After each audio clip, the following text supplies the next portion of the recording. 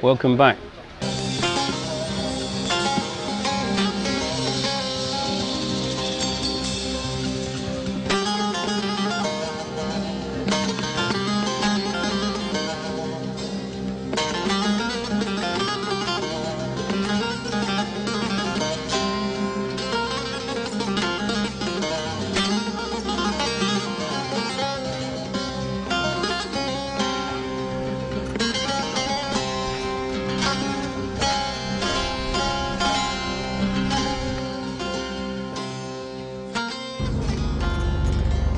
We're heading over to the monument of Fethiye. It's the guy that the town was named after. I should say city now. He was a pilot, one of the first pilots in Turkey. Fethiye was killed on a mission, probably something to do with the First World War. Fethiye was originally called Tel Messos over 2,000 years ago, but it's been called Makri for over 1,000 years. The name changed from Makri to Fethiye in 1934 in honour of Fethiye.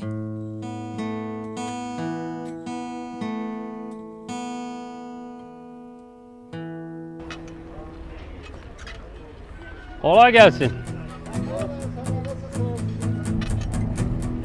If you want a boat trip, this is the place to come. You can go to the 12 Islands, or you can go to Göcek Market. You can book the day before, or you can turn up on the morning. Most of the boats don't actually leave till about 10:30, so it's a good idea to come early-ish in the morning and have a look which boats are absolutely packed. If you're not much of a sunbather, it's a good idea to make sure there's plenty of shade on board.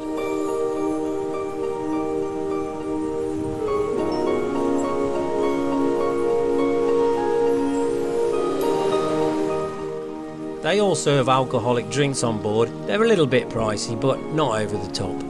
And make sure you've got your snorkel and goggles. The 12 Island trip will cost you between £5 and £12, depending on which boat you get on and the quality of their lunch.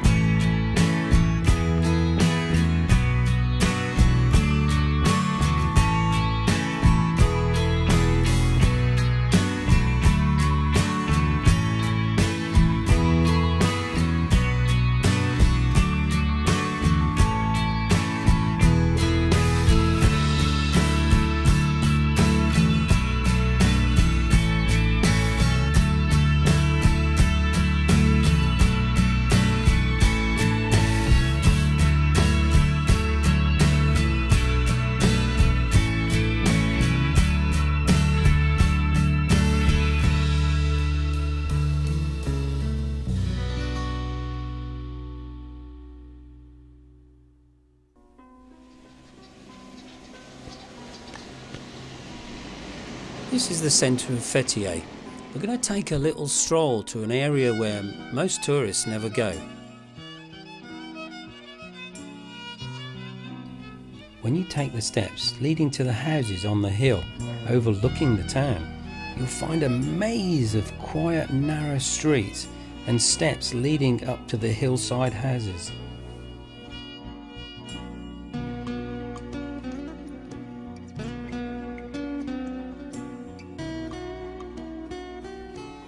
The houses here are reminiscent of houses from nearby villages and reflect a similar, almost forgotten way of life.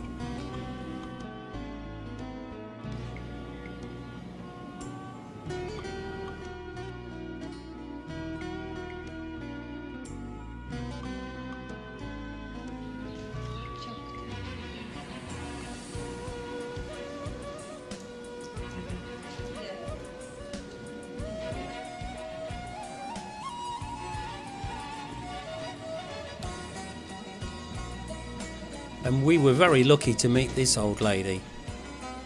Ja, tamam. Her name's Misen. Öyle mi? She said she was 16 years old when the earthquake happened in 1957, and that her parents were from Thessalonica, which is actually Greek, but she was born here in Cumhuriyet Mahallesi. Memnun oldum. Ben de memnunum. Good. Teşekkür ederim. Sağ ol. There's obviously still a close community spirit here that's not often seen in a busy town. Now we're going into the Fethiye fish market. Fethiye fish market has become famous because you can choose your fresh seafood caught that day and it's cooked in the restaurant of your choice, actually in the market. They charge a fee for this, of course, but you choose how it's cooked and what it's served with. It's a unique experience which is very popular with locals and tourists alike.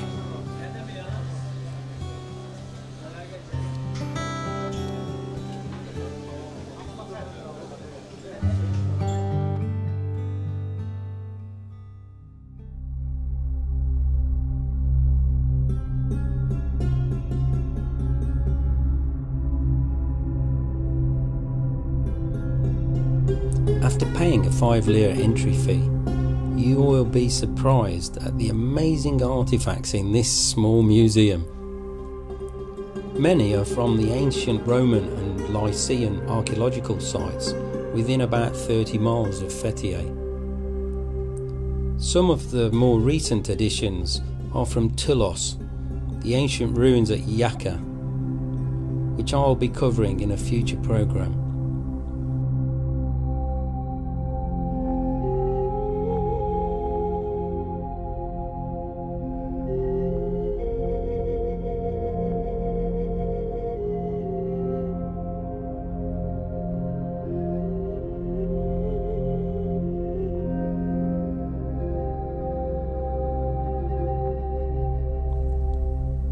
Most of these artifacts are between 1500 and 3000 years old, with the exception of this beautifully carved lady from the front of an old galleon, thought to be about 150 years old and retrieved from the sea locally.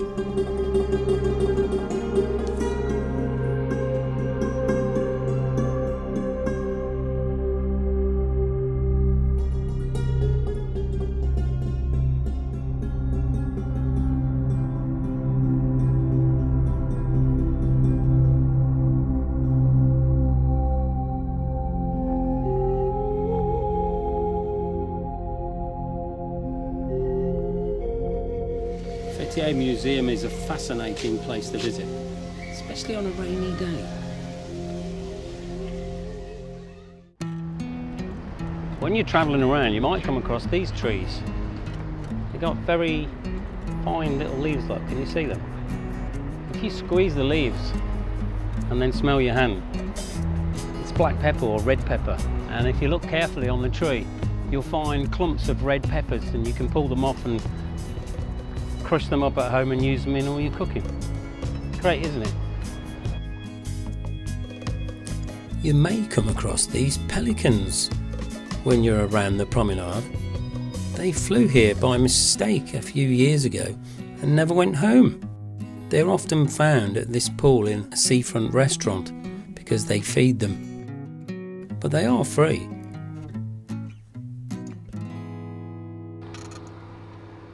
Right, we're off on a little cycle ride. Now the place we're near to is the Forestry Commission depot, where they cut the wood from the forest. They take all the bark off, they stamp it all up and cut it into lengths usually 3 meters long. So we've come a little ride up to have a look at their depot. The Forestry Commission in Turkey have a fabulous program of replacing every tree that they cut down. So there's no deforestation. And actually the forests are very healthy and very well managed. The depot is also where they keep not only the stocks of wood, but they keep their firefighting equipment. Their helicopters are here too. What they do is if there's a forest fire, there's lookouts on every mountaintop, little houses where people who work for the Forestry Commission actually live there with their families, and they keep an eye out with binoculars, watching all day for any fires that start up. Then they instantly radio to base, the helicopters take off, and off they go with their big ball of water, which they usually get out of the sea or any lake, and fight the fire that way. In the meantime, they've all rallied up, got their firefighting guys all ready in their little wagon, and they're up to the fire as well. So it's pretty well established. The leftover branches that are trimmed off and left in the forest are sold cheaply to the locals living close to the forest in quotas of so many sitar per family. That's cubic meters to you and me. They use them for their firewood in the winter or for their greenhouses. This stops them being tempted to cut trees down out of the forest, for which there are very heavy penalties, including prison. Also in this area is the dog and cat shelter. Local Belvedere and volunteers, some of them British and other nationalities. And this is the entrance to the Hayvan Bakım Merkezi. Unwanted dogs and cats are muted, treated for rabies, tagged and returned to the streets.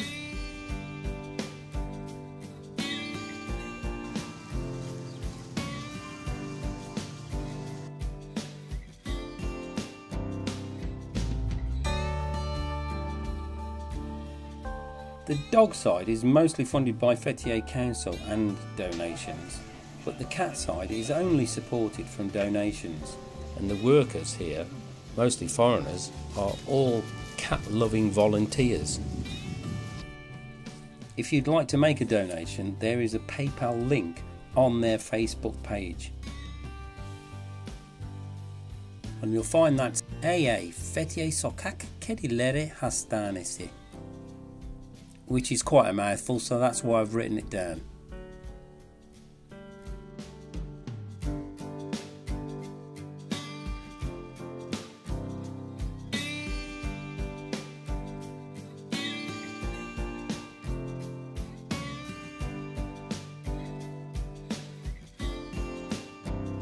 But basically, street cats they take, get neutered. Dogs, if there's dogs that are injured, or cats that are injured, they take them in. Some of the cats end up here. Generally they have a field of foster carers who then take care of them until they recuperate and then get rehomed. So.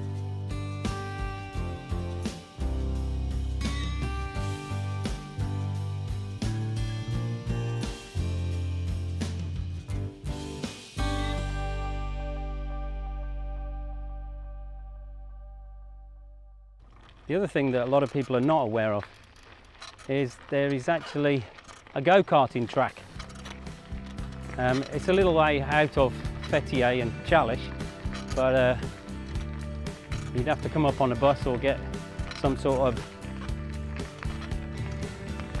transport up here. You can cycle it, of course.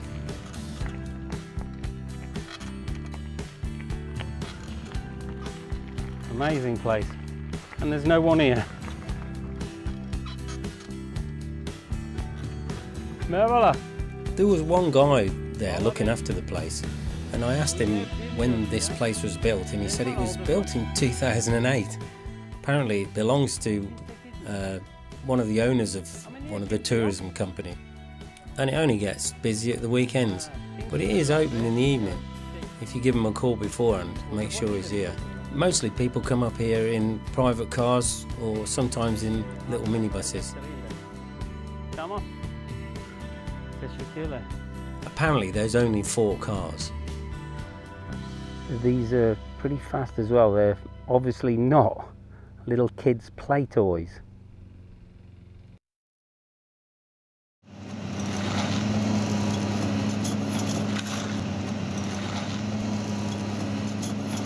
And finally, I can't come to Chamkerry without mentioning it's being developed as the Further Education Centre for Fethiye.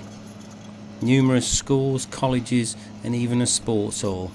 And all this next door to a beautiful clean water reservoir which is almost a nature reserve.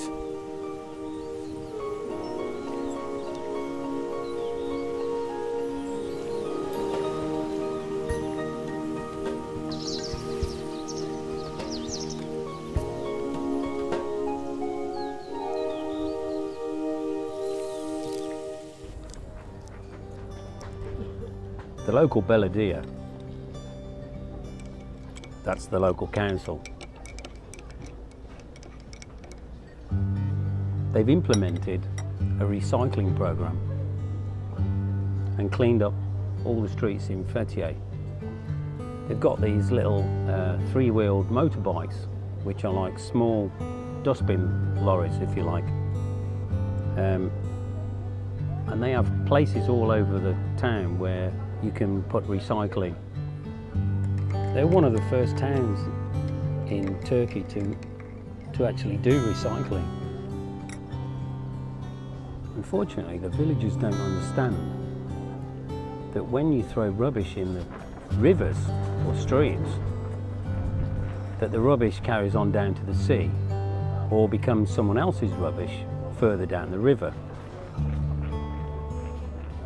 All their lives they've been throwing rubbish in the local streams and rivers, and it's difficult to change that. Of course, it's not just the villagers that create rubbish. Unfortunately, the Beledier have got people to clean up after them. Nice grab here.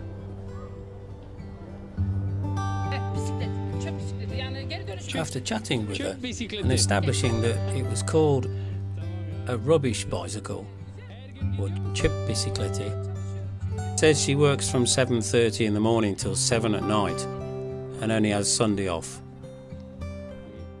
There's something else fabulous about these little vehicles. They're actually solar powered. If you look on the roof, which is above her head, it's actually covered in solar panels. One of the reasons I do my commentating on the bicycle is nobody can interrupt you unless they can run really fast. I tried walking and everyone follows you or starts pulling faces in your camera lens, so I decided to get on the bike and do all the talking on the bicycle as you're going along, and then no one gets in your way.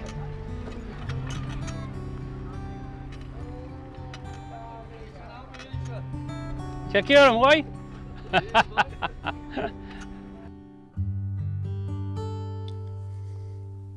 In part 5 in my series, we'll be visiting the ancient ruins of Tulos, which is in Yakaköy'ü, that's Yaka village, on the foothills of Akdağ, a mountain 10,000 feet high.